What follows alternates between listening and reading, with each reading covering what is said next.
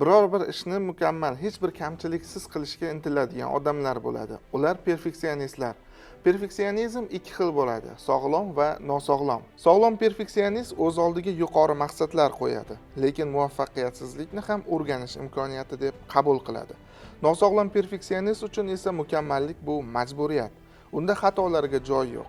Aynan shuning uchun ular ko'p hollarda ishni oxiriga yetkaza olmaydi yoki umuman boshlamaydi. Chunki ularda doim qo'rquv bo'ladi. Bu o'zi qanday boshlanadi? Ko'pincha bolalikda.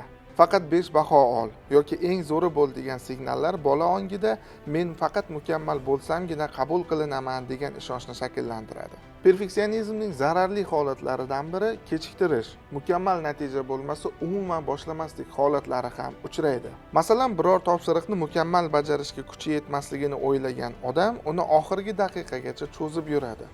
Bu esa stress va asabiylikni kuchaytiradi.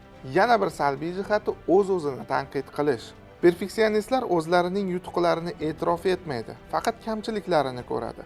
Bu o'z navbatida o'ziga nisbatan salbiy qarashni kuchaytiradi va o'ziga ishonchni yemiradi. Agar siz har bir ishingizni mukammal qilishga harakat qilib, o'zingizni qiynayotgan bo'lsangiz, esda tuting, xato qilish bu o'sishning tarkibiy qismi hisoblanadi.